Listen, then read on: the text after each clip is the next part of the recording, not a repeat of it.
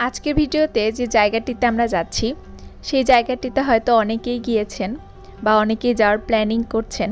তো তাদের জন্যই আজকের ভিডিও। আমরা আজকে যাচ্ছি 22 টিলাতে। 22 টিলাতে কি কি আছে, এই দিনে 22 টিলা দেখার মতো কোন কোন জায়গা আছে, সব কিছু মিলেই আজকের ভিডিও। চলুন দেখা যাক 22 টিলাটা আসলে কেমন। 22 টিলাতে যাওয়ার পথে সুন্দর এই টিলাগুলো পাবেন। তবে 22 টিলার রাস্তাটা আসলেই ভালো না। একদম এয়ারপোর্ট থেকে শুরু করে 22 টিলা পর্যন্ত পুরো রাস্তাটাই যেন কেমন। আর 22 টিলার সবচেয়ে বড় আকর্ষণ হচ্ছে এই নৌকাগুলো। ছোট ছোট এই ডিঙ্গি নৌকা, চারপাশে কাগজের ফুল দিয়ে সাজানো থাকে। আর বর্ষার দিনেই আসলে 22 টিলা সবচেয়ে বেশি সুন্দর।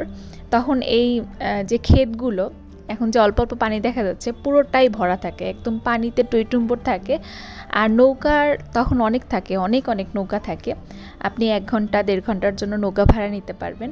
তবে এখন আসলে নৌকা নিয়ে ঘোরার মতো তেমন পানি নাই, তারপরেও 2-1টা নৌকা আছে, অনেকেই নৌকায় ঘুরে। 22 টিলার আসলে আসল সৌন্দর্য হচ্ছে বর্ষাকালে। বর্ষাকালে এই মাঝখানে শুধু রাস্তাটা থাকে আর দুই পাশে পানি, যেদিকে যাবেন শুধু পানি আর পানি। আর এখানে বর্ষাকালে এত বেশি মাছ পাওয়া যায়, বিশেষ করে বিকাল থেকে সন্ধ্যার মধ্যে। একদম এই পানিতে, যে চারপাশে যে পানিগুলো থাকে, এই পানি থেকেই এখানকার স্থানীয় মানুষেরা মাছ ধরে রাস্তার পাশে বিক্রি করে। এই যে এটা হচ্ছে 22 টিলার ব্রিজ। নর্মালি এই ব্রিজের উপরে অনেক ধরনের স্ট্রিট ফুড বসে, ফুচকা, তারপর পেঁয়াজু, সিঙ্গারা। তো আজকে একটাই দোকান ছিল যেখানে সিঙ্গারা ছিল আর আলুর একটা চিপস টাইপের একটা রোল ছিল। তো আমরা প্রথমে এটা খাই, এরপরে সিঙ্গারা খেয়েছিলাম। দুটো খাবারই মোটামুটি রিজনেবল প্রাইসের মধ্যে, মজা ছিল। শুক্রবারে আসলে 22 টিলা অনেক বেশি ভিড় থাকে, আর অন্যান্য দিনে একটু ভিড় কম থাকে। আর বর্ষাকালে প্রায় প্রতিদিনই অনেক ভিড় থাকে, বিকালবেলা হলেই বাইক, প্রাইভেট কার দিয়ে ভরে যায়, কারণ বর্ষাকালে সবাই নৌকায় ঘোরার জন্য এখানে আসে।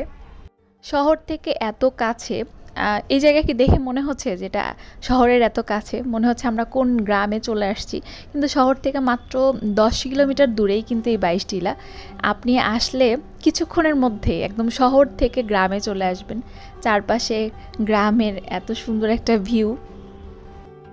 এরপর আমরা হাজব্যান্ড ওয়াইফ দুজন দুটো আইসক্রিম খাইলাম, বসে বসে আইসক্রিম খাচ্ছিলাম, সাথে ধুলাও খাচ্ছিলাম, কারণ অনেক ধুলা ছিল। বারবার একই কথা বলতেছি, আসলে একটু বেশি ধুলা ছিল। এই রাস্তাটা ধরে সামনের দিকে এগিয়ে গেলে একটা নদী। অনেকেই হয়তো এই নদীর কথা জানে না, আবার অনেকেই জানে। তবে আমি 22 টিলাতে গেলে এই নদীর পাড়ে অবশ্যই যাব। এই যে পাশের যেই জমিগুলো দেখা যাচ্ছে, এগুলোতেও কিন্তু বর্ষাকালে একদম পানিতে টইটুম্বুর থাকে, পুরো পানি রাস্তা ছুঁই ছুঁই হয়ে যায়। আর এখন 22 টিলাতে ঘুরতে গেলে সবাই বাইকটা রাস্তার উপরে রেখে এই যে এই খালটার পাড়ে বসে বসে আড্ডা দেয়। জায়গাটা কিন্তু আসলে অনেক সুন্দর। শহরের এত কোলাহল থেকে শহরের এত কাছে এত সুন্দর একটা জায়গায় অবশ্যই যাবেন। গেলে আমার মনে হয় আপনাদেরও অনেক ভালো লাগবে। একটু বৃষ্টি হলেই রাস্তার অবস্থা আরও বেশি খারাপ হয়ে যায়, কারণ কাদার কারণে রাস্তায় হাঁটাও যায় না, বাইক নিয়েও যাওয়া যায় না। এখন মনে হয় ধানের সময় চলতেছে, চারপাশে দেখলাম অনেকে ধান কাটতেছে, বড় বড় ধানের পালা করে রাখছে। আর এই হাঁসগুলো, এখন তো হাঁসেরও মনে হয় সিজন, অনেক অনেক হাঁস। ওই পাশেও আমি দেখতেছিলাম অনেক হাঁস, এই পাশেও অনেক হাঁস। ওই যে নদীটা দেখা যাচ্ছে, আমরা এখন ওই নদীর কিনারাতেই যাব। বাইক ছাড়াও কিন্তু 22 টিলাতে যাওয়া যায়, সিএনজি অটো ভাড়াতে আপনি ভেঙে ভেঙে বা রিজার্ভ করেও আসতে পারেন। ভেঙে আসলে খরচ একটু কম হবে, আবার বেশি মানুষ থাকলে রিজার্ভও আসতে পারেন। আর বাইক থাকলে তো অনেক সুবিধা, কারণ বাইক থাকলে অনেক দূরে পর্যন্ত যাওয়া যায়। যেমন 22 টিলার একদম মেইন পয়েন্ট থেকে নদীটা একটু দূরে, যাদের বাইক আছে তারা ইজিলি এদিকে আসতে পারে। এত কথার ভিড়ে আসলে 22 টিলার লোকেশনই দেওয়া হলো না।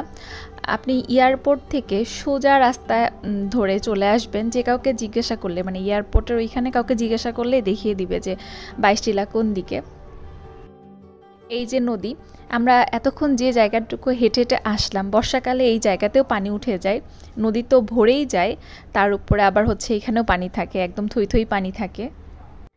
শহরের এত কাছে অথচ এই যে নদীর পাড়ে যেই ঘরবাড়ি, যেই গ্রামটা, এদের জীবন যাপন একদমই অন্যরকম। তারা হচ্ছে নৌকা পার হয়ে এপারে আসে, তারপরে এই রাস্তাগুলো পাড়ি দিয়ে শহরে যায়। এরপরে তারা তাদের হচ্ছে চিকিৎসা বলেন বা দৈনন্দিন যে কেনাকাটা থাকে সেগুলো করে। মানে কি একটা অবস্থা না? যতটুকু সময় ছিলাম তার মধ্যে বেশ কয়েকটা প্লেন গেছে। আসলে এত তো প্লেন যাওয়ার কারণ হচ্ছে পাশেই এয়ারপোর্ট, বাইশটিলাতে একদম এয়ারপোর্টের পিছন সাইডটাতেই। তাই একটু পরপর দেখা যায় যে প্লেন যায়, আর প্লেনগুলো হচ্ছে এখান থেকেই নিচে নামা শুরু শুরু করে, যার কারণে প্লেনগুলো অনেক বড় বড় অবস্থাতে দেখা যায়। এই যে কথা বলতে বলতেই কিন্তু একটা নৌকা দেখা যাচ্ছে, ওনারা ওপার থেকে এপারে আসতেছে। এই যে ডিঙ্গি নৌকাতেই নদী পার হয়ে এপারে আসে, এরপরে তারা শহরে যায়। মানে শহরের এত কাছেও এখন এরকম জীবন আছে। এটা ছিল বাইশটিলা বাজার। ধন্যবাদ সবাইকে ভিডিওটি দেখার জন্য। কে কে বাইশটিলা গিয়েছেন অবশ্যই কমেন্ট বক্সে জানাবেন। আল্লাহ হাফেজ।